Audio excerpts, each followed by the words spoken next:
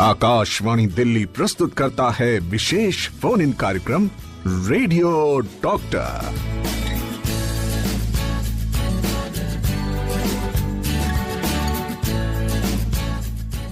नमस्कार, स्वागत है आप सभी का कार्यक्रम रेडियो डॉक्टर में, जिसे आप सुन रहे हैं आकाशवाणी रेनबो 102.6 मेगाहर्ट्ज पर। और साथियों, हम हमेशा अपने कार्यक्रम में लेकर आते हैं कोई ना कोई एक नया विषय, जिस पर आप सभी को हम देते हैं स्वास्थ्य संबंधी जानकारियां। आप स्वस्थ रहें, स्वास्थ्य के प्रति जागरूक रहें, यही कोशिश होती है रेडियो डॉक्टर कार्यक्रम की। आज 25 सितंबर है, वर्ल्ड लंग डे आज के दिन मनाया जाता है। लंग यानी फेफड़े हमारे शरीर का सबसे महत्वपूर्ण अंग है, जो हमें जीवन देते हैं। इनका मुख्य काम हम सभी जानते हैं कि यह ऑक्सीजन जो है वो लेते हैं और कार्बन डाइऑक्साइड को बाहर निकाल देते हैं। हमारी हर मुस्कान, हर कदम और हर सपना इन्हीं की बदौलत संभव हो पाता है। जब हम दौड़ते हैं या खेलते हैं तो यही फेफड़े हमारी सांसों की गति को बढ़ाते हैं और हमें एनर्जी देते हैं। लेकिन प्रदूषण, धूम्रपान और संक्रमण जैसी ऐसे बहुत सारे कारक हैं जो हमारे फेफड़ों को गंभीर रूप से नुकसान पहुंचा रहे हैं।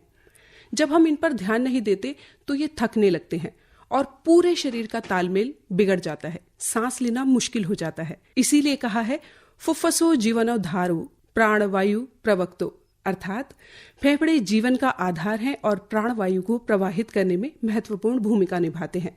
यही कारण है कि हर साल 25 सितंबर को वर्ल्ड लंग डे मनाया जाता है। तो आज जानकारी इसी विषय पर आप सभी के लिए। हमारे साथ हमारे 2 डॉक्टर्स मौजूद हैं स्टूडियो में। हम स्वागत करना चाहेंगे हमारे पहले डॉक्टर नीरज कुमार गुप्ता।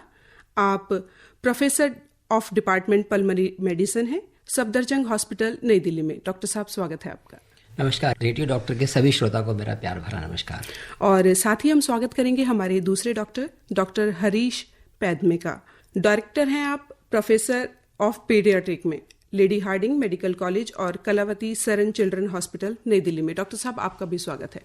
धन्यवाद और सभी सुनने वालों को हमारा नमस्कार। तो डॉक्टर नीरज, आपसे पहले शुरू करते हैं। आज वर्ल्ड लंग डे है। लंग्स की हेल्थ के लिए ये दिन क्यों इतना ज़रूरी है, या इसे मनाने की क्या ज़रूरत हम लोगों को पड़ी? देखिए, आपने अपने इंट्रोडक्शन में बहुत अच्छा सा बताया कि फेफड़े जीवन का आधार है जी, और यही जागरूकता को फैलाने के लिए कि हमारे फेफड़े अगर स्वस्थ हैं तो इससे हमारा शरीर स्वस्थ रहेगा। इसी जागरूकता को फैलाने के लिए एक फोरम है इंटरनेशनल रेस्पिरेटरी सोसाइटीज़ का जी। उन्होंने 2019 में ये निर्णय लिया कि पूरे वर्ल्ड में इस चीज़ को अच्छे से बताया जाएगा, इसमें अवेयरनेस, जागरूकता बढ़ाई जाएगी। इसमें कोशिश की जाएगी जनता को ये बताने की, समझाने की कि आपको अपना फेफड़ा स्वस्थ रखना क्यों आवश्यक है, अगर उसके नहीं होगा तो उससे आपको क्या नुकसान हो सकता है, किस प्रकार उसको स्वस्थ रखा जा सकता है और उसको करने के लिए हमें किन किन चीज़ों की आवश्यकता होगी। इन सब चीज़ों की जागरूकता और पब्लिसिटी करने के लिए ये कार्यक्रम हर साल मनाया जाता है जी। तो डॉक्टर साहब, ये तो बताया कि किस तरीके से इसकी महत्वता है, लेकिन अगर डॉक्टर हरीश, हम आपसे जानना चाहें कि ये जो दिन है ये बच्चों के लिए विशेष तौर पर क्या महत्व रखता है, तो आप क्या बताएंगे? देखिए, जैसे हम सब जानते हैं, बच्चे बड़े होते हैं धीरे धीरे, तो उनके सभी अंगों का भी विकास होता है। ऐसे ही हमारे लंग्स का, फेफड़ों का भी विकास होता है। एक नवजात शिशु से लेके हम और बड़े होते हैं, अडल्ट होते हैं, तो इस अवस्था में अपने सभी अंगों का ध्यान रखना आवश्यक है और फेफड़ों का, लंग्स का ध्यान रखना भी उतना ही आवश्यक है जितना कि हमें वयस्क अवस्था में रखना होता है। क्योंकि विकास करते करते अगर कोई समस्या उसमें आ जाए, कहीं से कुछ रुकावट आ जाए, कोई बीमारी हो जाए, तो फिर वो समस्याएं जिंदगी भर रह सकती हैं जी। तो इस समय उन पर ध्यान देना बहुत अधिक आवश्यक है जी। तो श्रोताओं, आपने आज जान लिया कि हम किस बारे में बात करना चाहते हैं। अपने फेफड़ों को, अपने लंग्स को आप किस तरीके से स्वस्थ रख सकते हैं, क्या क्या आपको ध्यान रखना चाहिए, और यदि आपके आसपास आपका कोई निकट संबंधी, कोई नियर एंड डियर ऐसा है जो इन समस्याओं से जूझ रहा है, फेफड़ों की समस्याओं से जूझ रहा है, तो आप अपनी समस्या का हल यहाँ से पा सकते हैं। डॉक्टर साहब हमारे साथ स्टूडियो में मौजूद हैं और हमारे जो टेलीफोन लाइंस आपके लिए आज हमने खोल दिए हैं वो है 23421080 और 23421084। इससे पहले आप दिल्ली का एसटीडी कोड 011 लगाना बिल्कुल भी मत भूलिएगा। और अगर आप हमें कॉल नहीं कर सकते हैं तो आप हमें एसएमएस कर सकते हैं, हमें व्हाट्सएप कर सकते हैं। व्हाट्सएप नंबर हमारा है 9818107070। हम आप सभी के फ़ोन कॉल्स का और मैसेजेस का इंतज़ार कर रहे हैं। हम कोशिश करते हैं कि हमारे हर कार्यक्रम में, हमारी हर कड़ी में आप सभी तक ज़्यादा से ज़्यादा जानकारी मिले। सांसों की ज़रूरत है जिंदगी के लिए और सांसों पर ही आधारित, सांसों से ही जुड़ा हुआ कार्यक्रम रेडियो डॉक्टर आज हम आप सभी के लिए लेकर के आए हैं। तो डॉक्टर नीरज, हम आपसे ये जानना चाहेंगे कि फेफड़ों की जो बीमारियां हैं उनकी वो बीमारियां कौन कौन सी होती हैं और उनके लक्षण क्या क्या हो सकते हैं? सांसों की ज़रूरत है ज़िंदगी के लिए, तो सांस जो है अगर रुकती है तो हमारी ज़िंदगी पे असर होता है। तो फेफड़े की जो बीमारियां हैं वो सीधे सांसों पे असर डालती हैं। फेफड़े का मेन काम होता है ऑक्सीजन को खींचना और कार्बन डाइऑक्साइड को बाहर फेंकना। और किसी भी प्रकार से अगर कोई जैसे इन्फेक्शन हो जाता है, आजकल सिटी में एस3N2 निमोनिया बहुत फैल रहा है, इसको इन्फ्लुएंजा कहते हैं। तो वायरल फीवर्स होते हैं, इन्फ्लुएंजा होता है, जो लोग सिगरेट पीते हैं उनको क्रोनिक ब्रोंकाइटिस होती है, एम्फाइसीमा होता है जिसको हम COPD कहते हैं। ऐसे ही निमोनिया होते हैं, ट्यूबरकुलोसिस होता है, लंग कैंसर होता है, एक कंडीशन होती है इसको हम इंटरस्टिशियल लंग डिसीज़ कहते हैं। ऐसी बहुत तरह की बीमारियां होती हैं जो हमारे फेफड़े पर असर डालती हैं और धीरे धीरे या तो उसकी जो सांस की नलकियां हैं उसको या फिर जो उसकी संरचना है पल्मोनरी जो कोशिकाएं हैं उन पे असर डालती हैं और हमारी जो क्षमता सांस खींचने की, ऑक्सीजन लेने की और कार्बन डाइऑक्साइड छोड़ने की वो कम होती जाती है। तो उससे होने ये लगता है कि गले में जैसे खराश रहने से शुरू होकर के आपको खांसी उठना, खांसी में बलगम का आना, सांस फूल जाना, जो काम आप बड़े आसानी से पहले भाग दौड़ के कर लेते थे अब उसको करने में आपको दिक्कत होने लगती है जी। तो ये सब उसके लक्षण बनने लगते हैं जी। डॉक्टर साहब, हमारे साथ एक कॉलर जुड़े हैं टेलीफोन लाइन पर, आइए पूछ लेते हैं कि उनका क्या प्रश्न है। हेलो जी, नमस्कार। नमस्कार, स्वागत है आपका रेडियो डॉक्टर में। अपना परिचय दीजिए और अपना सवाल अग्रवाल साइकिल मार्केट चांदनी चौक से बात कर रहा हूँ जी। कृपया ये बताएं कि जो लेंस है जी, इसमें जब पानी भर जाता है तो उसको किस तरीके से निकाला जाए और वो कितना खतरनाक होता है और ये कैसे पता चले कि लेंस में पानी हो गया है, नंबर 1। नंबर 2, कहते हैं कि लेंस 2 होते हैं, एक जब खराब हो जाता है तो दूसरा चलने लग जाता है और जब दूसरा खराब हो जाता है तो फिर उसको डायलिसिस पे जाना होता है जी। तो क्या डायलिसिस पे जाना सुरक्षित है 50 साल के बाद या किडनी बदलवाना बहुत जरूरी है, वो सुरक्षित है? नंबर 3, अगर किसी का क्रिएटिनिन 3 से ऊपर बढ़ जाए तो उसे क्या करना चाहिए, वो कितना खतरनाक है?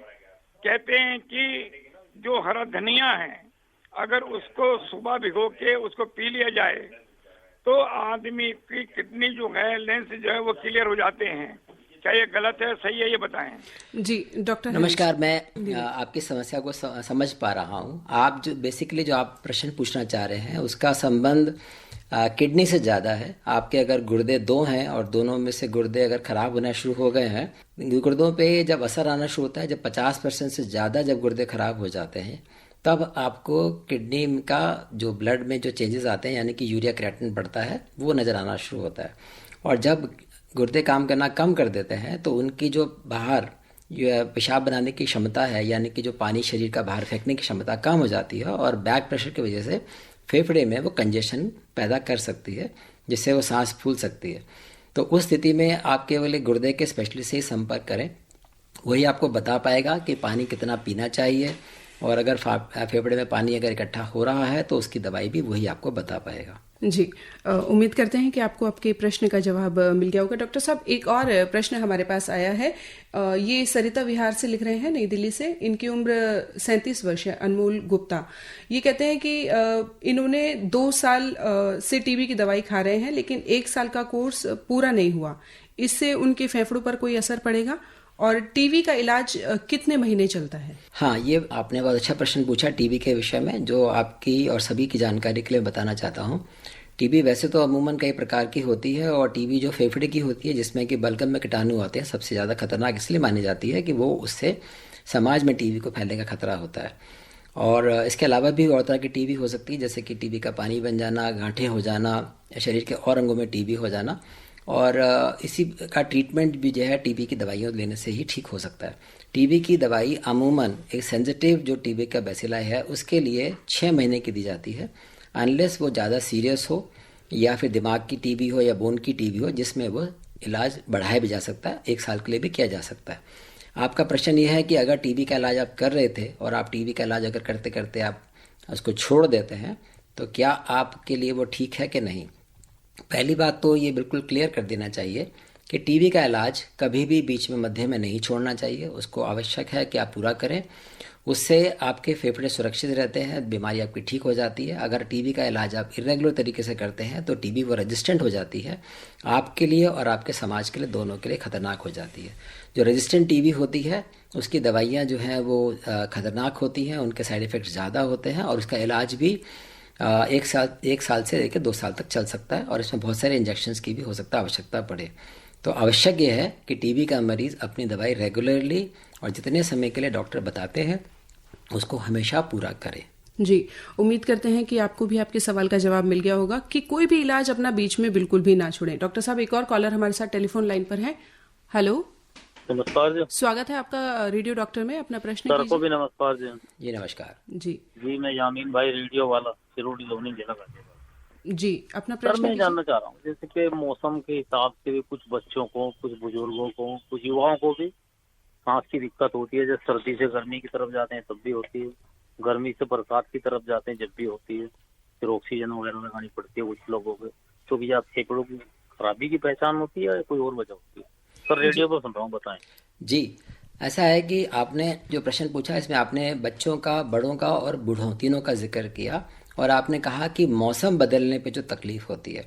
पहले मैं आपको बता दूं, एक्चुअली जो चेंजिंग सीज़न होता है जिसमें कि ठंड से गर्म या गर्म से ठंडा होता है, उससे हमारे शरीर की जो सांस की जो नलिकाओं की जो कोशिकाएं होती हैं उनका रेजिस्टेंस कम होने का खतरा रहता है। ऐसी स्थिति में जो शरीर के यानी कि मुंह में या हवा में जो वायरस या जो इन्फेक्शन रहते हैं उनकी जो संभावना है शरीर में प्रवेश करने की, इन्फेक्शन करने की, आपको जो गला ख़राब है, URI है या निमोनिया है, उसकी संभावना बढ़ जाती है। तो आवश्यक ये होता है कि हम इस तरह से अपने आप को प्रिकॉशन रखें कि चेंजिंग सीज़न जैसे है तो अपने आप को ठंड या गर्म से अचानक बचा के रखें। कुछ लोग जैसे बहुत जल्दी ठंडा पानी पीते हैं या ठंडी हवा के कारण उनको तकलीफ़ हो जाती है। उसका कारण यह है कि एक स्टडी ये बताती है कि अगर आपके मुंह का टेम्परेचर जो अंदर की जो त्वचा यानी कि म्यूकस मेम्ब्रेन कहते हैं, अगर उसका टेम्परेचर 1 डिग्री कम हो जाता है तो 3% संभावना वायरस की एंटर करने की बढ़ जाती है। तो इसका मतलब है जैसे आपने बर्फ़ खाई, आइस वाटर पिया, तो इस संभावना है कि वो वायरस आपके शरीर में प्रवेश करके आपको नुकसान पहुंचा सकता है। ऐसी स्थिति में आप अपने डॉक्टर से ज़रूर संपर्क करें, प्रिकॉशन लें।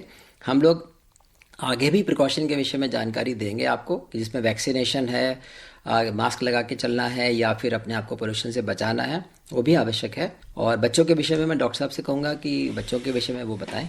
जी, डॉक्टर हरीश जी, आपने बड़ा अच्छा सवाल पूछा है। हम में से बहुत सारे लोगों को मौसम बदलते समय सांस की समस्याएं हो जाती हैं। बच्चों में भी हम अक्सर देखते हैं। कुछ बच्चों में, कुछ लोगों में एक दमा नामक बीमारी है, अस्थमा, इस तरह की समस्याएं होती हैं।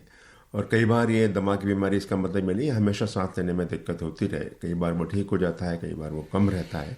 तो ऐसे लोगों में जिनमें इस तरह की प्रवृत्ति है, उनको ये सांस लेने में दिक्कतें मौसम बदलते समय अधिक होती हैं। एक बात, बच्चों में भी ऐसा होता है, उनमें भी कई बार ऐसा होता है। और अगर ऐसे व्यक्तियों को इस समय के दौरान अस्पताल में भर्ती करने की आवश्यकता पड़ रही है सांस की तकलीफ की वजह से, तो जब अगली बार ऐसा मौसम बदलता है तो उस समय डॉक्टर से अगर हम बात करेंगे तो आपको कुछ दवाइयाँ वो पहले से शुरू कर सकते हैं, जिससे बदलते मौसम के दौरान इस तरह की समस्याएं ना हो और इतना गंभीर उसका असर ना हो कि अस्पताल में भर्ती करना पड़े। तो साफ साफ संदेश ये है कि जिन लोगों को मौसम बदलने से अधिक परेशानी होती है, वो मौसम बदलने के 2 हफ्ते या 4 हफ्ते पहले डॉक्टर के पास जाएं, उनसे कहें भैया मौसम बदलने वाला है, हमें ये तकलीफ पिछली बार हुई थी, कुछ करिए जिससे हमें तकलीफ बार बार ना हो या इस बार ना हो। तो ये संभव है, उस तकलीफ से बचा जा सकता है। यानी कि सावधानियां समय से पहले अगर आप लेंगे तो आपको फायदा पहुंचेगा। बिल्कुल। और डॉक्टर साहब, एक और कॉलर हमारे साथ टेलीफोन लाइन पर जुड़े हैं, आइए पूछ लेते हैं कि उनका क्या प्रश्न है। हेलो जी नमस्ते। नमस्कार, स्वागत है आपका कार्यक्रम रेडियो डॉक्टर में। जी योगेश जांगड़े बोल रहे हैं छत्तीसगढ़ से। जी योगेश जी, अपना प्रश्न कीजिए। मतलब ज्यादा खांसी रहना भी इसका कारण है क्या? लंग्स की परेशानी का कारण बन सकता है ज्यादा खांसी रहना? खांसी जब भी किसी को भी हो, बच्चों को हो या बड़ों को हो, अधिकांशतः हमारे लंग्स में कुछ ना कुछ समस्या है जिसकी वजह से खांसी होती है। वैसे खांसी का होना ऐसा माना जाता है, खांसी हमारे अच्छाई के लिए होती है कि अंदर जो चीजें फंसी हुई हैं, शरीर नहीं चाहता उनको बाहर निकाला जाता है, लंग्स उन्हें बाहर निकाल के फेंक देता है। लेकिन लगातार हो रही है, बार बार हो रही है और खांसी के साथ कुछ और भी हो रहा है, तब जरूर हमें चिकित्सक के पास जाना चाहिए। 1 दिन 2 दिन तो ठीक है, लेकिन अधिक ज़्यादा खांसी हो रही है तो हमें अवश्य चिकित्सक की सलाह लेनी चाहिए कि कोई ये बीमारी का लक्षण तो नहीं है जिसकी वजह से ऐसा हो रहा है। जी डॉक्टर साहब, आपसे जानना चाहेंगे डॉक्टर हरीश कि बच्चों में जो लंग्स हैं, बच्चों के लंग्स को हेल्दी रखने के लिए क्या क्या करना चाहिए? देखिए, हमने बात की कि प्राणवायु है, ऑक्सीजन है, जो लंग्स के माध्यम से ही शरीर के अंदर आती है। और ऐसा माना जाता है कि अगर हमारे शरीर में ऑक्सीजन की कमी 3, 4, 5 मिनट से ज़्यादा रहे तो शरीर के सारे अंग काम करना ठीक से बंद, मतलब उनका काम ठीक से सुचारू रूप से नहीं चल सकता। तो ये वायु और ऑक्सीजन तो हमें हमेशा चाहिए ही चाहिए, और लंग्स उसके लिए बहुत आवश्यक है। हमने ये भी देखा कि लंग्स बच्चों के बढ़ रहे हैं तो उनके लंग्स में भी निरंतर विकास हो रहा होता है। ऐसे समय में हमारी जिम्मेदारी बनती है कि जो हवा जिससे बच्चे जिस हवा में सांस दे रहे हैं वो साफ हवा हो। जी ठीक है। और बच्चे अधिकांशतः घर के अंदर रहते हैं, तो घर के अंदर साफ हवा रखने की जिम्मेदारी हमारी है, परिवार की है। कैसे रख सकते हैं उसको? धूम्रपान कभी नहीं करना चाहिए, किसी को नहीं करना चाहिए। अगर किसी को आदत भी है तो घर के अंदर तो बिल्कुल नहीं करना चाहिए। जी। जैसे हम सेकेंड हैंड स्मोक कहते हैं, वो बच्चों को, घर के बाकी सभी को प्रभावित करता है। धूम्रपान कभी ना करें, किसी किसी की मजबूरी है तो घर के बाहर करें। जी। एक बात। दूसरी बात, घर के अंदर कई बार सीढ़न आ जाती है घर में, उसमें फंगस लग जाता है, उन सब से भी हमको बचना चाहिए। घर साफ रहे और सूखा रहे। तीसरी बात, कई बार देखा जाता है, अब तो इसका उपयोग बहुत कम हो गया है, जिसमें हम चूल्हे पर रोटियां बनती थी घर में, और छोटा घर है उसके अंदर सारा कुछ फैलता था, तो उसके जो पर्टिकुलर मैटर्स हैं उससे भी समस्या होती है। लेकिन अब काफ़ी सरकार की अच्छी नीतियों की वजह से गैस सब लोग उपयोग करते हैं अपनी रसोई में, उससे वो समस्या इतनी नहीं होती। तो इन 2-3 चीज़ों का हम ध्यान रखें तो हम बच्चों के जो लंग्स का विकास है उसको ठीक से करने में हम सहायता कर सकते हैं। जी डॉक्टर नीरज, आप? हाँ, मैं इसमें कुछ और चीज़ें ऐड करना चाहूँगा कि हम अपने लंग्स को कैसे हेल्दी रख सकते हैं, और हमें बचपन से ही इस विषय में प्रयास करना चाहिए। सबसे पहले जैसे डॉक्टर पेंडे ने बताया कि क्लीन एयर यानी कि शुद्ध हवा, आप कोशिश करें कि शुद्ध हवा में रहें। आप पॉल्यूशन जब ज़्यादा होता है तो उस समय बाहर ना निकलें। इंडोर पॉल्यूशन को अवॉइड करने की आवश्यकता है। इन्होंने जैसे बताया कि क्लीन फ्यूल यूज़ करने की ज़रूरत है, जैसे कि हम गैस वैस यूज़ करने लगे हैं आजकल, और धुआं और सिगरेट से बचना चाहिए। जो लोग सिगरेट पीते हैं उनको सिगरेट बिल्कुल अवॉइड करना चाहिए, क्योंकि सिगरेट जो है सबसे बड़ा कारण है। आज की तारीख में सिगरेट से COPD होती है, और COPD वर्ल्ड का नंबर 2 किलर है, जिससे लगभग हर साल करीब 70 लाख लोगों की व्यक्तियों की मृत्यु हो जाती है। तो ये भी आवश्यक है कि आप सिगरेट बीड़ी से दूर रहें, इंडोर पॉल्यूशन से दूर रहें। पॉल्यूशन से दूर रहेंगे तो आपके फेफड़े हेल्दी रहेंगे। इसके अलावा एक्सरसाइज करने की आवश्यकता है, जिससे आपके फेफड़े जो है मजबूत बनते हैं। हेल्दी डाइट खाना बहुत आवश्यक होता है, और जैसे बच्चों में वैक्सीनेशन करते हैं और बीमारियों से बचने के लिए, इसी प्रकार से अडल्ट्स में भी वैक्सीनेशन की जाती है, इन्फ्लुएंजा की, निमोकॉकल की और कोविड की। इनसे भी हमारे फेफड़े जो हैं वो आपके सुदृढ़ होंगे, अच्छे होंगे, मजबूत होंगे। तो इन सब चीज़ों से हमें जो है स्वस्थ फेफड़े बनाने में, हमको सक्षम होने में सहारा मिलता है। जी, तो क्या डॉक्टर साहब आप एयर प्यूरिफायर जो आजकल इस्तेमाल किया जाता है ज़्यादातर घरों में या कई जगह पर इस्तेमाल किया जाता है, तो क्या आप रेकमेंड करना चाहेंगे कि वो? देखिए, एयर प्यूरिफायर के विषय में जब हम कोविड में बात करते थे तो काफ़ी कंट्रोवर्सी लोग उठती थी इसमें। पॉल्यूशन के समय में भी जब होता है, जब हमारे इस समय बहुत ज़्यादा पॉल्यूशन जैसे एक्सपेक्टेड होता है, बढ़ जाता है, तो उस समय फिर से एयर प्यूरिफायर के भी लोग विषय में बात करना शुरू करते हैं। एयर प्योरीफायर जो होता है वो केवल एक क्लोज्ड एटमॉस्फेयर यानी क्लोज रूम में अगर आपका एयर प्योरीफायर है वो काम करेगा। उसकी भी अपनी एक मेंटेनेंस मांगता है, उसके अच्छे फिल्टर होने चाहिए जो प्योरीफाई कर सके। किंतु आवश्यक ये है कि अगर आप उसी कमरे में ही हर समय रहते हैं, जैसे एक बुजुर्ग है, COPD का पेशेंट है या अस्थमा का पेशेंट है, फेफड़े में उसकी तकलीफ है और उसको आवश्यक है कि पोल्यूशन से बचना है, तो वो व्यक्ति ज़रूर अपने एयर प्योरीफायर के सहारे से अपना एयर का जो पोल्यूशन है वो कम कर पाएगा। किंतु बाकी जो अगर हम देखें लॉन्ग टर्म में, तो एयर प्योरीफायर बहुत ज़्यादा कारगर इसलिए साबित नहीं होता क्योंकि हमें एक्सपोजर तो बाहर जाना पड़ता है। आप ड्राइविंग करेंगे, बाहर रोड पे जाएंगे, घर से बाहर निकलेंगे ही, तो फिर से आपका एक्सपोजर तो होगा ही जी।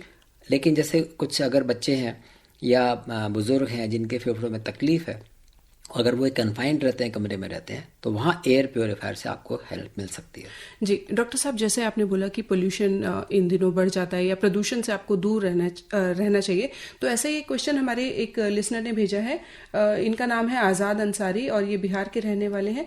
ये कह रहे हैं कि जो लोग गाँव में खेतों में काम करते हैं, धूल मिट्टी उड़ती है तो वो फेफड़ों में जाता है, और कुछ लोग हैं जो कि घरों में, दुकानों में अगरबत्ती जलाते हैं तो उसका धुआं भी जो फेफड़ों में जाता है, तो क्या ये दोनों ही नुकसानदेह है? बिल्कुल, आपने बहुत अच्छा ऑब्जर्वेशन आपने दी है। ये अक्सर लोग वो सोचते हैं कि अगरबत्ती जो है वो सेफ होती है, बिल्कुल सेफ नहीं होती है। अगरबत्ती में लकड़ी जलती है, वो बिल्कुल सेफ नहीं है। हमारे पहले धूप जलाया करते थे, लेकिन कहा जाए तो जो लोग हवन करते हैं क्या वो सेफ होंगे? वो भी सेफ नहीं, क्योंकि लकड़ी उसमें भी जलती है। तो कहने के लिए पोल्यूशन वो भी क्रिएट कर रही है। इंडोर पोल्यूशन के और भी माध्यम हो सकते हैं, और ये जो कुकिंग के लिए लकड़ी जलाना या फिर पूजा के लिए जलाना, अगर आपका एक्सपोजर केवल कुछ सेकंड्स का है तो ठीक है, लेकिन अगर आपका हर समय उससे एक्सपोजर होगा तो नेचुरली आपके फेफड़े पे इसका ज़रूर असर पड़ेगा। तो इसलिए अवॉइड करें इसको बिल्कुल। आप सुन रहे हैं रेडियो डॉक्टर, और रेडियो डॉक्टर में आज हम बात कर रहे हैं कि आप अपने लंग्स को किस तरीके से हेल्दी रख सकते हैं। लंग्स से जुड़ी हुई कोई भी समस्या है तो आज आप हमारा ये कार्यक्रम पूरा सुनिएगा, आपको बहुत सारी जानकारियां और भी मिलेगी। यहाँ पर लेते हैं एक छोटा सा ब्रेक और लौटते हैं उसके बाद। आप सुन रहे हैं विशेष फोन इन कार्यक्रम रेडियो डॉक्टर। एक बार फिर से स्वागत है आप सभी का कार्यक्रम रेडियो डॉक्टर में, और आज हम रेडियो डॉक्टर में बातचीत कर रहे हैं कि आप अपने फेफड़ों को, अपने लंग्स को किस तरीके से ठीक रख सकते हैं। हमारे साथ है डॉक्टर नीरज कुमार गुप्ता, प्रोफेसर हैं आप डिपार्टमेंट ऑफ पल्मोनरी मेडिसिन में सफदरजंग हॉस्पिटल नई दिल्ली से, और डॉक्टर हरीश पैमदे हैं, आप डायरेक्टर प्रोफेसर ऑफ पीडियाट्रिक हैं, लेडी हार्डिंग मेडिकल कॉलेज और कलावती सरन चिल्ड्रन हॉस्पिटल नई दिल्ली में।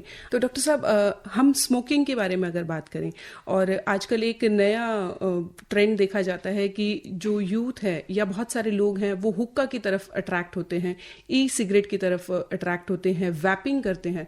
तो स्मोकिंग, वैपिंग, क्या उसमें अलग अलग फर्क होता है? नुकसान कम या ज्यादा पहुंचता है, या मतलब दोनों बराबर ही नुकसान पहुंचाते हैं? बहुत अच्छा प्रश्न पूछा आपने। बेसिकली स्मोकिंग के बारे में हमें जानना बहुत आवश्यक है। Smoking is a leading cause of lung issues, मतलब सारे सब फेफड़े के सबसे ज़्यादा बीमारी के कारण जो है वो स्मोकिंग है। और स्मोकिंग केवल फेफड़े पे नहीं, शरीर के बहुत सारे अंगों पे इसका असर डालता है। लगभग 16 ऑर्गन्स का में वो कैंसर का कारण बन सकता है, और उसमें जो केमिकल्स होते हैं वो हमारे शरीर के किसी भी अंग को नुकसान पहुंचा सकते हैं।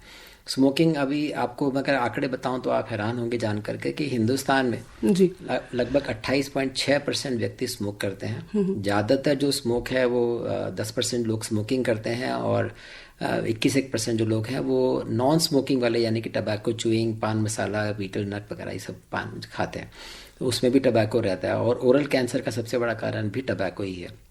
तो टबैको, स्मोकिंग हमारे शरीर के लिए बहुत नुकसानदायक है। फेफड़े की संरचना को ख़राब करता है, क्रॉनिक ब्रोंकाइटिस करता है, एम्फाइसीमा करता है, लंग कैंसर करता है। इसके अलावा हार्ट की ब्लड वेसल्स को ख़राब करता है, तो हार्ट अटैक हो जाते हैं। पेरिफेरल ब्लड वेसल्स ख़राब करता है, ब्रेन की ब्लड वेसल्स ख़राब करता है तो स्ट्रोक हो जाते हैं। ऐसे बहुत सारी बीमारियां हैं, और किसी भी बीमारी के कारण स्मोकिंग हो सकती है। अब आपने स्मोकिंग का, लोगों को लगता है कि अगर हम हुक्का पियेंगे या फिर अगर हम ई सिगरेट पियेंगे तो हमें नुकसान कम होगा। ई सिगरेट का एक्चुअली में जो प्रमोशन किया गया था वो यही सोच करके किया गया था कि यूथ अट्रैक्ट होगा, निकोटीन से उसको जो ग्रेटिफिकेशन मिलती है वो उसको मिलती रहेगी और उसको शायद नुकसान नहीं होगा। बट मैं ये क्लियर कर देना चाहता हूँ कि ई स्मोकिंग यानी ई सिगरेट भी उतनी ही खतरनाक है जितने की दूसरी तरह की स्मोकिंग होती है। इसमें भी बहुत तरह के केमिकल्स होते हैं जो एक्स्ट्रा कंसनट्रेट हो जाते हैं, वो भी उतना ही नुकसान करते हैं। तो ई स्मोकिंग जो है हमने हिंदुस्तान में बैन किया हुआ है। किसी भी प्रकार से आप ई स्मोकिंग ना करें। हुक्का जो होता है वो भी लोग सोचते हैं कि शायद हुक्का में जो पानी डालते हैं उसकी वजह से उसमें अब्जॉर्ब हो जाता होगा केमिकल्स, लेकिन वो सब मिथ्या है, वो भी उतना ही नुकसान करता है। तो किसी भी प्रकार का स्मोक जी। टबैको शरीर के लिए नुकसानदायक है, आपको बिल्कुल भी उसका सेवन नहीं करना चाहिए। और जो स्मोकिंग करते हैं उनके संपर्क में जो लोग होते हैं, जो साथ में खड़े होते हैं, उनको सेकेंड हैंड स्मोक मिलता है। वो घर के अंदर भी मिल सकता है, घर के बाहर भी मिल सकता है, वो भी उतना ही खतरनाक है। और प्रेगनेंसी में तो ये भी है कि अगर प्रेगनेंसी में अगर आप स्मोकिंग करती हैं लेडीज़, तो वो उनके लिए तो खतरनाक है ही, बच्चों के लिए भी खतरनाक हो सकता है। बच्चों की ग्रोथ रुक सकती है, उसको स्टिल बर्थ हो सकती है, और मदर्स को भी जो है वो प्रॉब्लम क्रिएट करता है।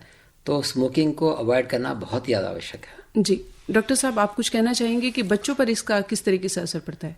देखिए, स्मोकिंग तो वयस्क करते हैं, माता पिता करते हैं या उसका उपयोग करते हैं, बच्चे बेचारे वैसे ही फंस जाते हैं उसमें, सेकेंड हैंड स्मोक में। जी सर, जो आंकड़े मैंने दिए हैं ना, वो 15 साल से ऊपर वाले हैं, आपके बच्चे भी उसमें आ जाते हैं। हाँ, नहीं, वो थोड़े से है। बाकी जो छोटे बच्चे हैं ना, उन पर ज़्यादा असर इसका होता है, जिनका लंग्स का विकास हो रहा है, बढ़ रहे हैं, उनको अनजाने में ही वो तंबाकू का सेवन कर रहे हैं या उपयोग कर रहे हैं, या सांस के माध्यम से उसमें जा रहा है। वेपिंग के बारे में मैं कहना चाहूँगा, उसमें तंबाकू के अलावा भी बड़ी सारी चीज़ें होती हैं जो नुकसान पहुँचाती हैं।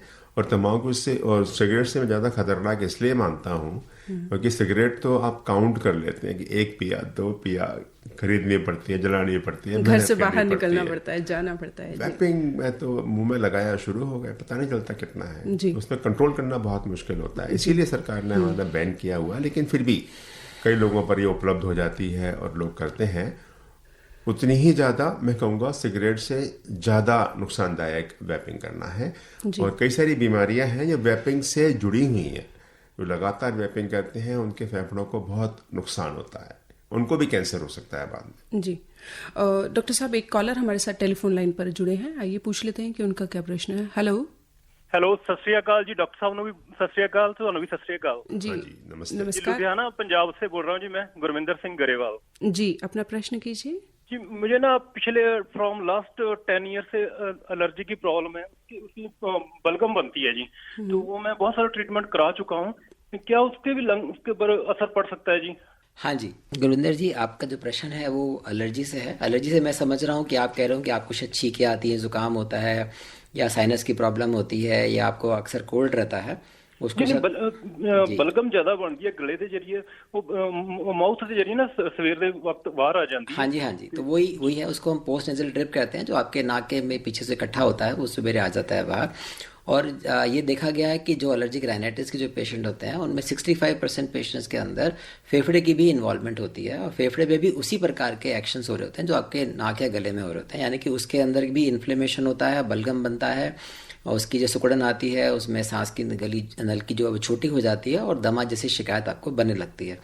और इसके लिए आपको जांच कराना जरूर आवश्यक होता है। आप ब्लड टेस्ट कराएंगे, उसमें इस्नोफिल काउंट कराना होता है, टोटल आईजी कराना होता है। ये देखना आवश्यक होता है कि क्या एक्चुअली में वो एलर्जी है या किसी चीज़ का रिएक्शन हो रहा है। सर, लुधियाना से और मैं ना चंडीगढ़ से बहुत सारा ट्रीटमेंट करा चुकी हूँ, पर मैंने कोई भी सक्सेस नहीं मिली। बड़ा मैं परेशान हाँ जी लास्ट 10 ईयर तो। देखो, अगर आप स्पेशलिस्ट के पास जाते हैं, स्पेशलिस्ट जरूर इसका ठीक से इलाज करा पाएंगे। पीजीआई चंडीगढ़ में इसके स्पेशलिस्ट उपलब्ध हैं। जी, पीजीआई चंडीगढ़ ही गया सीगा जी मैं। हाँ जी, और अगर आप हमारे पास आएंगे तो हम भी एक बार आपका चेकअप करके देख सकते हैं। और मैं समझता हूँ कि अगर आप एक अच्छे चिकित्सक के पास जाएंगे, वो आपकी प्रॉब्लम को जरूर समझ करके उसका ट्रीटमेंट करेगा। आजकल वैक्सीनेशन भी होती है, कुछ बायोलॉजिकल एजेंट्स भी उपलब्ध हैं जिनसे कि आपकी समस्या को आपको निदान मिल सकता है। तो मैं होपफुल इस बारे में कि आपका इलाज हो पाएगा। बहुत शुक्रिया जी, thank you so much. Doctor Gupta, हमें ये बताइए कि जैसे बहुत सारी महिलाएं होती हैं या कुछ लोग होते हैं जो कि सिर्फ घर में रहते हैं, वो लोग ये सोचते हैं कि हमें प्रदूषण है तो हमें उससे क्या नुकसान हो सकता है, या स्मोकिंग हम नहीं करते हैं तो हमें क्या नुकसान हो सकता है। लेकिन जहाँ तक मेरी जानकारी है कि शायद किचन में भी ऐसे कुछ तत्व मौजूद होते हैं जो कि आपके लंग्स को परेशान करते हैं, या स्मोकिंग के ऐसे कुछ ना कुछ पार्टिकल्स आपके घर में रह जाते हैं जो डॉक्टर साहब बच्चों को बहुत परेशान करते हैं। तो उसके बारे में कुछ बताएं। हाँ, हम लोग ब्रॉडली इसको इंडोर पोल्यूशन कहते हैं जी। इंडोर पोल्यूशन का मतलब होता है कि हमारे घर के अंदर भी ऐसे पोल्यूटेंट्स रहते हैं जो आवश्यक नहीं कि वो बाहर से, क्योंकि बाहर भी जो पोल्यूशन है वो यूजुअली गाड़ियों से निकलते हैं, जो डीजल जलता है या जो फ्यूल जलाते हैं उनसे निकलते हैं। और जो घर के अंदर रहते हैं वो घर के अंदर जो है, जैसे आप खाने में तेल प्रयोग करते हैं, उसका धुआं बनता है, जो आपके घर में पेंट्स होते हैं, कुछ वोलेटाइल ऑर्गेनिक कंपाउंड्स होते हैं। आपके घर में अगर जैसे डॉक्टर साहब ने पहले बताया कि सीलन है तो वहाँ पे फंगस हो जाते हैं। घर की जब क्लीनिंग आप ठीक से नहीं करते हैं तो उसमें हाउस डस्ट माइट्स होते हैं, कुछ इस तरह के जो एलर्जेंस होते हैं। तो इस प्रकार के बहुत सारे ऐसे पोल्यूशन हैं। अगर आपके हस्बैंड अगर स्मोकिंग करने वाले होते हैं तो वो अगर घर में स्मोक करते हैं तो वो भी उसमें ऐड कर रहे होते हैं। तो ऐसे बहुत सारे स्मोकिंग की जो ऐसी बहुत सारी चीज़ें हैं जो घर में पोल्यूशन क्रिएट करती हैं और वो भी उतना ही नुकसानदायक होती हैं। अगर आप लकड़ी जलाने लगते हैं अपना खाना बनाने के लिए तो वो तो उसमें और भी ज़्यादा खतरनाक होती है। गाँव में अक्सर लोग अभी भी चूल्हा यूज़ कर रहे हैं, जबकि हमारे पास अब गैस की उपलब्धि सब जगह हो चुकी है। बट कोशिश यही करिए, घर को हवादार रखिए, उसमें ऐसा रखिए कि इसमें धूप आए ताकि उसमें सीलन ना हो। हवा की वजह से, क्रॉस वेंटिलेशन की वजह से वो आपका जो पोल्यूटेंट्स इकट्ठे हो रहे होते हैं वो एक बार निकल जाते हैं।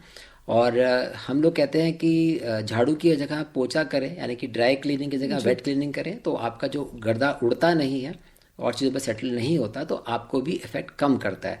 अगर आपको फिर भी क्लीनिंग करनी है तो फिर आप या तो कपड़ा बांध के मास्क लगा के क्लीनिंग करें तो आप कुछ हद तक उससे बच सकते हैं। जी, एक कॉलर हमारे साथ टेलीफोन लाइन पर जुड़े हैं, आइए पूछ लेते हैं उनका क्या प्रश्न है। हेलो मैम, नमस्कार जी। जी नमस्कार, स्वागत है आपका रेडियो डॉक्टर में। आप कहाँ से बोल रहे हैं? डॉक्टर साहब को भी नमस्कार जी, दोनों डॉक्टर जी नमस्कार। नमस्ते भाई जी, अपना नाम बताएं। सबसे पहले तो मैं आपका धन्यवाद करना चाहता हूँ। एफएम रैम्बो इतने बढ़िया इतने काबिल, इतने इंटेलिजेंट डॉक्टर्स लेके आते हैं कि हमारी समस्याओं के आधे समाधान तो आपके चैनल के माध्यम से ही हो जाते हैं। जी, यही कोशिश रहती है, इसीलिए हम रेडियो डॉक्टर में कोशिश करते हैं कि रोजाना नए नए विषय लेकर के आएं ताकि हमारे सुनने वालों को ज्यादा से ज्यादा स्वास्थ्य लाभ मिल सके। अपना प्रश्न कीजिए। मैं नियमित श्रोता हूँ आपके चैनल का, मैं बहुत सुनता हूँ इनको। इतने अच्छे अच्छे बढ़िया डॉक्टर आते हैं, काबिल डॉक्टर, इंटेलिजेंट डॉक्टर।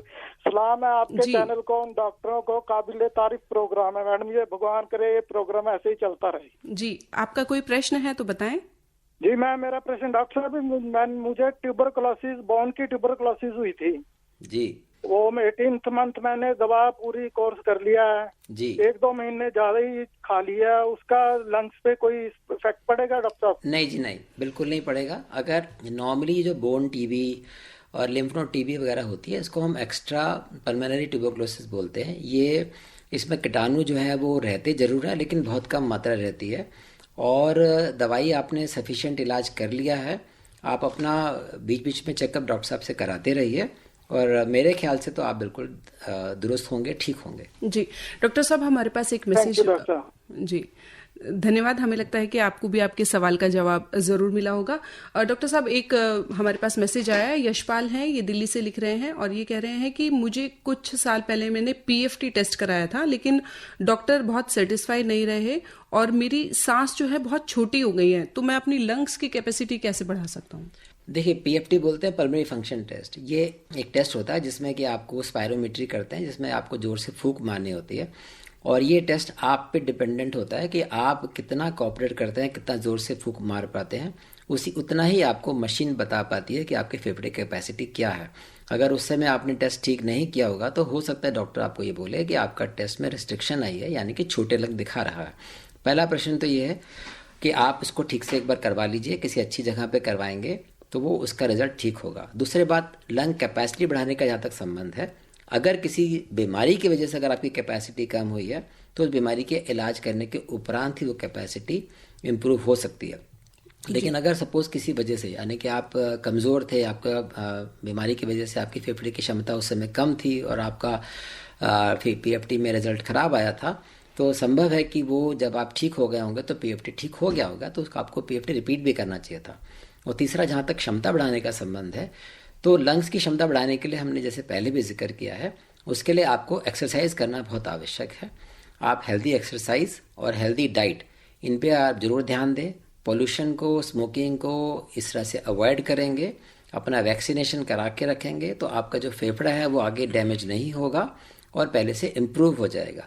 फेफड़े की क्षमता केवल एक्सरसाइज द्वारा ही बढ़ाई जा सकती है। डॉक्टर साहब, आपने एक्सरसाइजेस के बारे में कुछ बोला, डॉक्टर हरीश आप कुछ कह रहे हैं? एक्सरसाइज का ही हिस्सा हम मान सकते हैं योग जी। जो हम योग करते हैं उसमें भी बहुत सारा सांसों को नियंत्रित करने का तरीके बताए जाते हैं, उससे भी एक क्षमता बढ़ती है।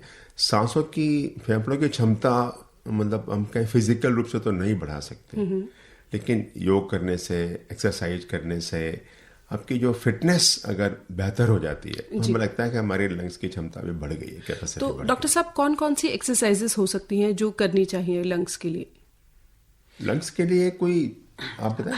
हम लोग जो नॉर्मली हमारे यहाँ पे पल्मोनरी फिजिकल रिहेबिलिटेशन प्रोग्राम किया जाता है, जिसमें कि फेफड़े की क्षमता बढ़ाने के लिए एक्सरसाइज बताई जाती है। सबसे सिंपल एक्सरसाइज आपकी हो सकती है, इसको हम बोलते हैं डीप ब्रीदिंग एक्सरसाइजेज। जैसे योगा में भी जो आपको सिखाया जाता है, योगा में आप करते हैं कि आप खूब गहरा लंबा सांस लेते हैं और पर स्लिप करके धीरे धीरे धीरे धीरे उसको छोड़ते हैं। तो उससे आपकी जो है फेफड़े की सारी जो कोशिकाएं हैं वो खुल जाती हैं, रिचार्ज हो जाती हैं और वो लंग की कैपेसिटी को इंक्रीज करता है। और जिन लोगों को अगर खांसी आती है या बलगम बनता है, उन लोगों को भी ये सिखाया जाता है कि किस प्रकार से आप बलगम निकालने की प्रक्रिया करिए, जिसमें कि पहले डीप शैलो ब्रीदिंग, फिर डीप ब्रीदिंग, फिर हल्को कफिंग करके जो स्पूटम निकालने का एक्सरसाइज, और उसके बाद फिर से वापस वही साइकिल किया जाता है। उससे भी आपकी क्षमता बढ़ती है। जब हम हॉस्पिटल में भर्ती रहते हैं मरीज, उन लोगों को कुछ डिवाइसेस देते हैं जिसमें कि बॉल्स होती हैं जिनको आपको लिफ्ट करना होता है, वो भी क्षमता बढ़ाने की एक्सरसाइजेस है। जैसे डॉक्टर साहब ने बोला, योगा एक बहुत अच्छी एक्सरसाइज होती है जिसमें आप गहरा सांस लेते हैं और उसको होल्ड करते हैं और धीरे धीरे छोड़ते हैं। उतनी सिंपल एक्सरसाइज आपकी क्षमता बढ़ाने के लिए काफ़ी होती है। जी डॉक्टर साहब, जैसे आजकल हम कई बार सोशल मीडिया साइट्स पर भी देखते हैं, बहुत सारी वीडियोस ऐसी वायरल होती हैं, उसमें एक एक्सरसाइज दिखाते हैं कि आपके लंग्स कितने अच्छे हैं, वो आप चेक कीजिए। उसमें करीब 45 सेकेंड या वो ब्रेथ होल्डिंग एक्सरसाइज जी, तो वो कितनी कारगर है? देखिए, ब्रेथ होल्डिंग आदमी नॉर्मली 40 से 45 सेकेंड के लिए ब्रेथ होल्ड कर सकता है जी। कुछ लोग जिद में ज़्यादा देर भी होल्ड करने की कोशिश करते हैं, लेकिन उससे चक्कर आ सकता है। लेकिन ये ब्रेथ होल्डिंग एक्सरसाइज मैंने आपको जैसे बताया ना कि अगर हम डीप ब्रीथ एक्सरसाइज करते हैं तो आपकी ये होल्डिंग कैपेसिटी बढ़ती जाती है, आपके डायफ्राम भी स्ट्रांग हो जाते हैं, आपके जो एक्सेसरी मसल स्ट्रांग हो जाते हैं और आपकी जो होल्डिंग कैपेसिटी भी इंक्रीज हो जाती है। तो ये भी एक तरह की एक्सरसाइज ही है जी।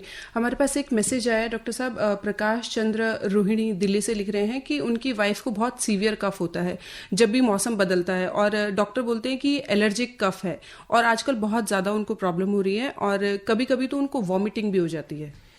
देखिए, नॉर्मली जो सीजनल चेंज में होता है, हम लोग क्या होता है कि जिन लोगों को एजमेटिक टेंडेंसी होती है उनके लिए ठंडी हवा भी एक ट्रिगर का कारण बनती है, और पोल्यूशन भी एक ट्रिगर होता है। जो पोल्यूटेंट्स होते हैं वो भी ट्रिगर करते हैं जी। इसके अलावा वायरल फीवर्स जो है वो ज़्यादा हो जाते हैं, गले की जो लाइनिंग है वो थोड़ी थिक हो जाती है, तो उससे भी आपको जो है खांसी परसिस्टेंट रहने लगती है, और उसमें जो युवला होता है वो पीछे थोड़ा सा थिक हो जाता है, उससे भी परसिस्टेंट खांसी रहने लगती है। कुछ कंडीशंस को हम लोग अपर एयरवे कॉफ सिंड्रोम भी बोलते हैं, पोस्ट नेजल ड्रिप भी एक कारण होता है। तो ये सब कारण जो होते हैं वो यूजुअली इन दोनों में ज़्यादा होते हैं, क्योंकि इन दोनों में ट्रिगर ज़्यादा होते हैं, बहुत ज़्यादा ट्रिगर्स होते हैं जो किसी न किसी तरीके से एलर्जी क्रिएट करके ट्रिगर कर देते हैं। तो ऐसे में आवश्यक है, डॉक्टर ने पहले ही हिंट दिया है कि आप उसको 2 हफ्ते पहले डॉक्टर के पास जा करके अगर आप उसका ट्रीटमेंट शुरू कर देंगे, एंटी एलर्जिक्स या जो भी आपको दवाई बताई जाएगी कर देंगे, तो हो सकता है कि आप इस चीज़ को अवॉइड कर सकें। एक लिस्ट हमारे श्रोता हैं विकास पाठक, वो पूछ रहे हैं कि गले में हल्की फुल्की खराश है और कफ आता है, तो कोई ज़्यादा परेशानी वाली बात तो नहीं है? देखिए, आज परेशानी शायद नहीं है, हो सकता है कल को परेशानी बने, तो इस में मत रहे, मेरे ख्याल में मत रहें। आप डॉक्टर के पास जाके जरूर एक बार अपना चेकअप करा लें, ENT में भी दिखा ले, गला अपना दिखवा लें कि कोई ऐसी समस्या तो नहीं है जिसका समय रहते इलाज करने से आप आगे बच सकते हैं। 1-2 दिन तक होता है तो ठीक है, लंबे समय तक रहता है, ज़्यादा हो गया, उसकी वजह से अपना काम नहीं कर पा रहे, नींद नहीं आ रही है, तो डॉक्टर के पास ज़रूर जाना चाहिए जी। खुद का इलाज करने से बचें। हमारे एक लिसनर हैं अमरजीत मेहता, जो कि हमें चंडीगढ़ से लिख रहे हैं। वो कह रहे हैं कि मैं रेगुलर रनर हूं और मुझे ये बताइए कि सांस लेना नाक से ज़्यादा बेहतर है या मुंह से ज़्यादा बेहतर है? देखिए, सांस हमेशा नाक से ही लेना जरूरी होता है। उसका कारण ये होता है कि जो हमारी ब्रेथ अंदर जाती है, हवा अंदर जाती है, तो वो मॉइस्ट होती है और टेम्परेचर उसका इंक्रीज किया जाता है। नाक का ये कार्य होता है जी। तो वो नॉर्मल बॉडी टेम्परेचर पे आती है और साथ में मॉइस्ट हो जाती है, और मॉइस्ट एयर से हमारा लंग्स हेल्दी रहता है। अगर आप मुंह से सांस लेंगे तो वो मॉइस्ट नहीं होगी, ड्राई हो जाएगी, आपके लंग्स की लाइनिंग ड्राई हो जाएगी और उसको डैमेज करने लगेगी जी। तो कोशिश ये रहती है कि हमेशा नाक से सांस लिया चाहिए। डॉक्टर साहब कहते हैं कि जैसा खाओगे अन्न वैसा रहेगा मन, और कोई भी बीमारियां होती हैं तो हम बोलते हैं कि ये चीज़ खानी चाहिए, वो नहीं खानी चाहिए, अवॉइड करनी चाहिए। तो क्या फेफड़ों के लिए भी, लंग्स के लिए भी कुछ ऐसी डाइट्स होती हैं? साफ हवा उसके अलावा आहार में अगर हम बात करें तो आहार में देखिए, आहार तो हमेशा पौष्टिक आहार होता है, और पौष्टिक आहार में आपके लिए आवश्यक है कि आपकी जो हर चीज़ की जो मात्रा है वो उस प्रोपोर्शन में दी जाए, कि आपको अपनी बॉडी के अनुसार जितना आपकी प्रोटीन की आवश्यकता है, कार्बोहाइड्रेट की आवश्यकता है, विटामिन की आवश्यकता है, वो आपको मिले। आपको फ्रेश फ्रूट्स ज़रूर खाने चाहिए, सीज़न के फ्रूट्स खाएं, फ्रेश वेजिटेबल्स अच्छे से धो करके ज़रूर खानी चाहिए। इससे आपकी कम से कम एक डाइट में ये ज़रूर होना चाहिए। इसके अलावा आपको दूध, दही, मक्खन जो आप खाना चाहते हैं खा सकते हैं, लेकिन उसकी मात्रा जो होती है वो नॉर्मल 20% अगर आपका फैट होना चाहिए तो उतने से ज़्यादा ना बढ़ाएं उसको। हम लोग जो है वो बहुत ज़्यादा स्वीट्स खाना पसंद करते हैं, वो स्वीट्स भी अल्टीमेटली डैमेजिंग होता है, तो वो आपको वो भी अवॉइड करना चाहिए। तो हर चीज़ जो है मात्रा प्रोपोर्शन में ले, लेकिन अगर एक्सरसाइज नहीं करेंगे तो वो भी बेकार है, क्योंकि एक्सरसाइज से ही आपकी साइकिलिंग होएगी। जी एक और बात है, अगर आपका वजन ज़्यादा हो जाता है, ओबेसिटी हो जाती है, उससे भी आपकी नींद पर, आपकी सांस पर बहुत असर होता है। तो अगर जब हमने बताया खाने पीने का ध्यान नहीं रखेंगे, ज़्यादा खाते रहेंगे, तो उस ओर भी आप बढ़ सकते हैं। तो मोटापे के साथ साथ सांस पर भी असर आएगा। जी डॉक्टर हरीश पेमदे, हम आपसे जानना चाहेंगे कि ऐसे कौन कौन सी लक्षण हैं जो अगर बच्चों में दिखाई दें तो पेरेंट्स को बिल्कुल भी इग्नोर नहीं करना चाहिए, जो लंग से रिलेटेड बीमारी का संकेत दे सकते हैं? देखिए, बहुत छोटे बच्चों की अगर हम बात करें तो अगर कोई भी बहुत छोटा बच्चा जो 1 साल से छोटा है, 5-6 महीने का है, अगर माँ का दूध सीधे सीधे माँ की छाती से ठीक से नहीं पी पा रहा है, तुरंत डॉक्टर के पास जाना चाहिए। वो कोई सी भी बीमारी हो सकती है जी। और अगर किसी माँ बाप को लगता है कि हाँ, पहले जो सांस लेने की गति थी, स्पीड थी, उससे अब ज़्यादा हो गई है जी, या कम हो गई है, तब भी डॉक्टर के पास आना चाहिए। और बार बार अगर खांसी हो रही है उनको, है ना, और जो भी काम वो रोज़ करता था वो नहीं कर पा रहा है, या उसकी उम्र के जो बच्चे हैं वो खूब दौड़ भाग रहे हैं, ये बच्चा नहीं कर रहा है, तो भी जाना चाहिए। कहीं से कोई शरीर पर नीलापन अगर लगता है होंठों पर या यहाँ पर और बच्चों की तुलना में, तब भी डॉक्टर के पास जाना चाहिए। एक ही बात कहना चाहूँगा, जब भी माँ बाप को लगे मेरा बच्चा ठीक नहीं है जी, तो जरूर जाना चाहिए, बिल्कुल और किसी अच्छे डॉक्टर के पास जाना चाहिए। जी बिल्कुल।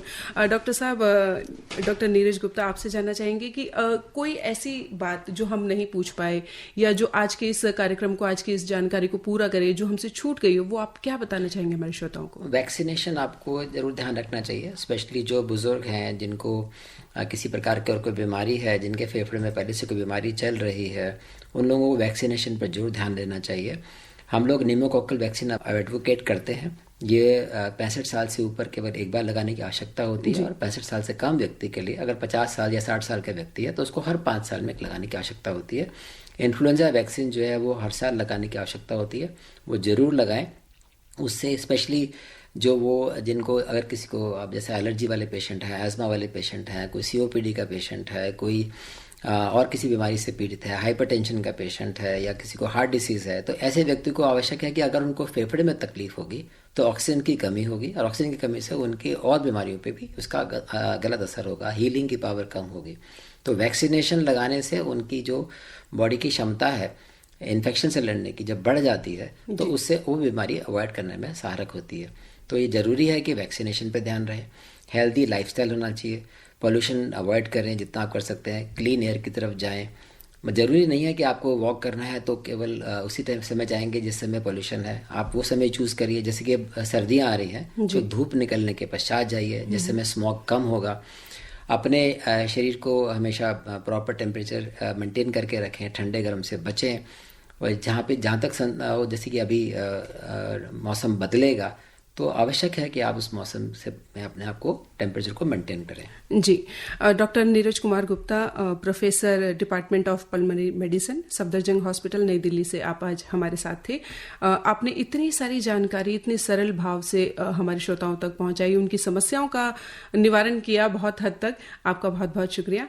और साथ ही हम शुक्रिया करना चाहेंगे हमारे दूसरे एक्सपर्ट डॉक्टर हरीश पेमदे का। आप डायरेक्टर प्रोफेसर ऑफ पीडियाट्रिक हैं, लेडी हार्डिंग मेडिकल कॉलेज और कलावती सरन चिल्ड्रन हॉस्पिटल, नई दिल्ली से। डॉक्टर साहब, साहब, आपका भी बहुत बहुत शुक्रिया। धन्यवाद जी, आपने इतनी तन्मयता से हमारे सभी श्रोताओं के सवालों का जवाब दिया, हमारे सवालों का जवाब दिया। धन्यवाद। तो श्रोताओं, अपने फेफड़ों की देखभाल करना सिर्फ एक विकल्प नहीं है, बल्कि अपने जीवन को स्वस्थ और सुखद बनाने के लिए हमारा एक कर्तव्य है। तो इसी संदेश के साथ कि अपने फेफड़ों को स्वस्थ रखिएगा, अपने आप को स्वस्थ रखिएगा और रेडियो डॉक्टर कार्यक्रम रोजाना सुनते रहिएगा, क्योंकि हम आपके लिए लेकर आते हैं ढेर सारी स्वास्थ्य संबंधी जानकारियां। आज के इस अंक को यहीं पर समाप्त करने की कोमल को दीजिए इजाजत। नमस्कार। अभी आप आकाशवाणी दिल्ली से विशेष फोन इन कार्यक्रम रेडियो डॉक्टर सुन रहे थे। कार्यक्रम की प्रस्तुतकर्ता थी शालिनी मित्तल।